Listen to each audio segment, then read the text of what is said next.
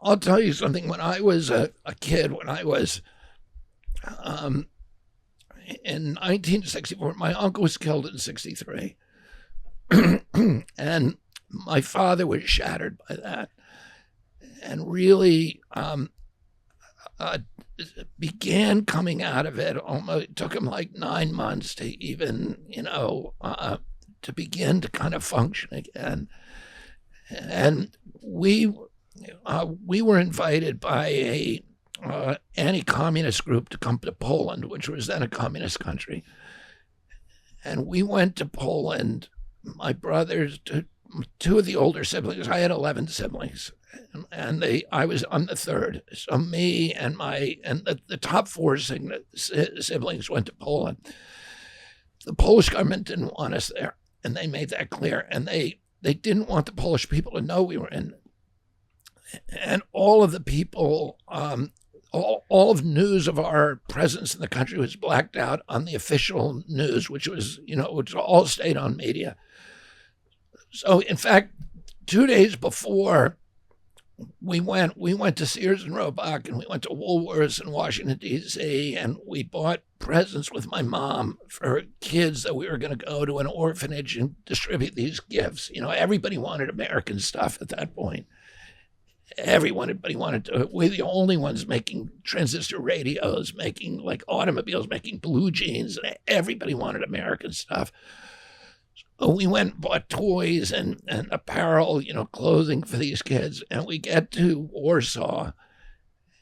We go to the orphanage, and the Polish government had removed all the children because they didn't want us to have any contact with the Polish people. 2 days later, we went to Krakow to visit this cardinal, and the cardinal was a living saint. I grew up a Catholic. We said the rosary twice a day. We went to church twice a day. We prayed before and after every meal. We read the Bible every night. Very Catholic family. We read the lives of the saints. And the cardinal who was presided over the Cathedral of the Black Madonna, which is in Krakow Square, had stood up to the communists. He'd been jailed. He'd been tortured. He had endured those challenges with such piety and bravery that he inspired a religious resurgence in the Catholic Church in Poland. And everybody knew the minute he died, the Catholic Church was going to beatify him as a saint. So we knew as kids that we were going to meet somebody who was a living saint, which, to us, that was the biggest deal in our lives.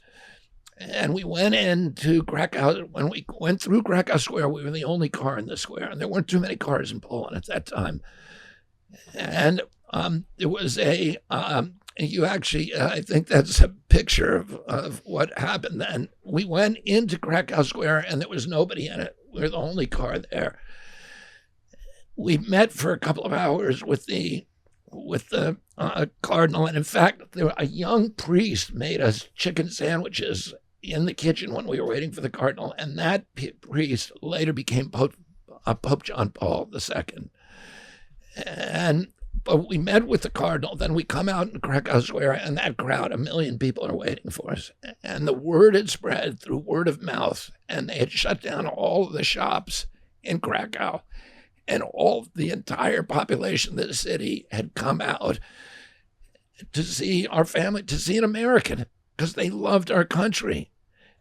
And we were stuck in this sea of people. The embassy limo couldn't move. My father pulled us all out of the back window of the car onto the roof, and we stood there and watched this huge crowd. And, you could see me there with my little shorty shorts. Photo right here? Yeah. And young Robert, man, that's awesome. And they started singing to us Stolot, which means may you live forever. And then they started singing this anthem to us, which the ambassador said that song is illegal for them to sing. You go to jail if you sing that song. And the whole crowd was singing it. And there was just tears flowing down their faces, and they were reaching up. You could see them to touch. I was signing autographs, this little 10-year-old kid. My father, they were reaching up to touch. Yeah, just learn cursive. Yeah. Make sure you got your eyes. So, and on that trip, because these people loved America, and on that trip, we went to England, we went to France, we went to Germany, we went to Italy, Greece. Everywhere we went, the same thing happened. There's these spontaneous crowds coming out of nowhere just because they were so proud of America. And, my uncle had made a commitment. He said when he told his best friend, he said, his best friend, Ben Bradley, had said to him, "What do you want in your gravestone?" And he said, my uncle said immediately, he kept the peace. He said the primary job of a president of the United States is to keep the country out of war. My uncle had been in the war. Two of my uncles died in the war, including his brother 20 years later, 30 years later. If I mentioned Uncle Joe's name to my grandfather, he'd burst into tears because he was the golden child. He was the oldest brother, and he was the guy that they had invested all this promise in. There's pictures of him just before he died. He volunteered for a suicide mission, and his plane was blown up. It was the first remote control flying bomb, and he flew it. He was killed. My other uncle, who was, married to my aunt, to Kit Kennedy, also died in the first days of the war. My Uncle Jack had been lost at sea. His PT boat was cut in two in a fog in the Blackett Straits off the Solomon Islands by a Japanese destroyer. And he had been on the Harvard swim team. He had swum 6 miles. One of his crew had been badly burned. 2 were killed. He swam 6 miles with a lanyard in his teeth, dragging this guy who had been badly burned. And then they hid out on an island for 10 days, and then 2 Solomon Islanders came to that island, and they were collecting coconuts, and they hated the Japanese because they were the colonizers. My uncle wrote his coordinates onto a coconut, and they buried it under a pile of coconuts, and those Solomon Islanders went 30 miles across the ocean and gave the coconut to the British headquarters. My uncle was rescued, but he was the only president who's ever won the Purple Heart. So he was a warrior, and he wanted to keep the country out of war. Incidentally, I'll tell you a funny story. During his inauguration, I was 7 years old, and he invited the captain of that Japanese destroyer that had sunk him to his inauguration as an honored guest. And I got to meet him then, that he was the guy who sank Uncle Jack and almost killed him. And he was an admiral in the Navy. But my uncle also invited the 2 Solomon Islanders who had rescued him. And the British governor of the Solomon Islands was embarrassed by their appearance because they had never worn shoes, and they were wearing loincloths, and they didn't speak any English. So he chose 2 kind of presentable Solomon Islanders and sent them instead, some of the civilized ones. Yeah. And my Uncle Jack was so pissed off at him, and he never got to see him again. But about 10 years ago, my little brother Max went to the Solomon Islanders with Robert Ballard, who was the undersea explorer he discovered the Titanic, right? And they were looking for PT-109. And they found it. They found like a little small part of an engine block. Those PT boats were made of plywood, so nothing's left of the original hull. But they found a little piece of it. But while they were in the Solomon Islanders, my brother met those 2 guys. They're still alive.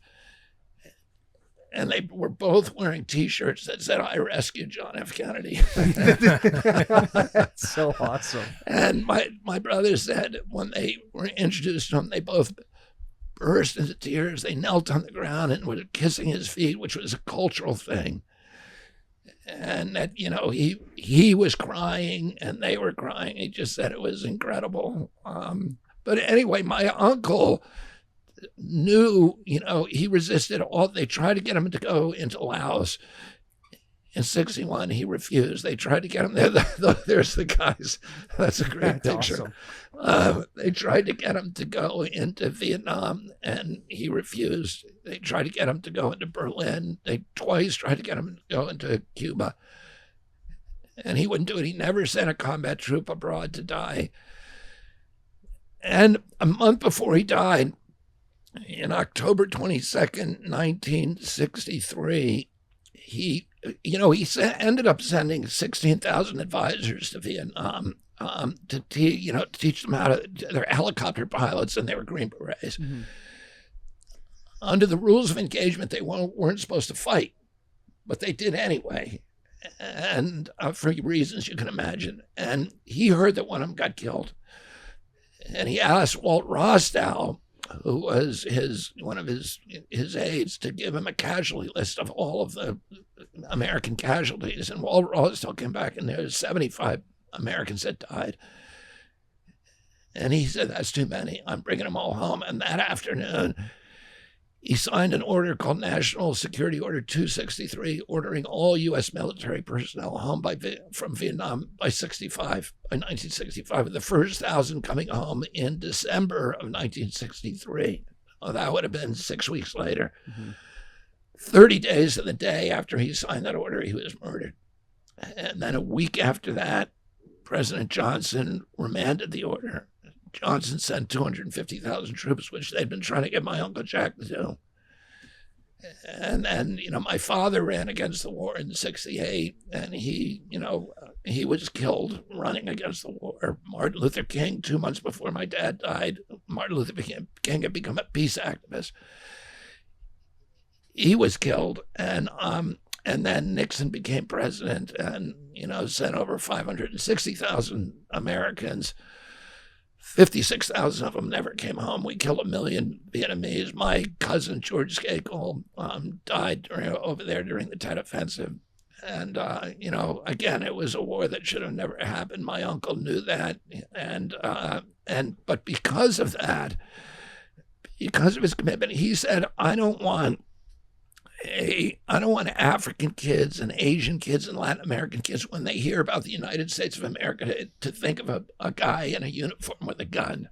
I want them to think of a Peace Corps volunteer. I want them to think of the USAID program and the Alliance for Progress, which was supposed to put America, on the side of the poor and help grow middle class in this country and not, be giving weapons to everybody. And he succeeded in doing that. And because of that, there's now more statues to my uncle, more universities named after, more parks, more roads, avenues, boulevards in Africa, Asia, and Latin America than any other U.S. president in history, and probably more than all of them combined. And that's a good foreign policy because, he wanted to project economic power abroad, but not military power. And the strategy of projecting military power has made us now, enormously unpopular. And it's pushed Russia and China and Iran together in a terrible, terrible alliance for the United States. It's created the BRICS, organization, which is now about to destroy the U.S. dollar as the global reserve currency. And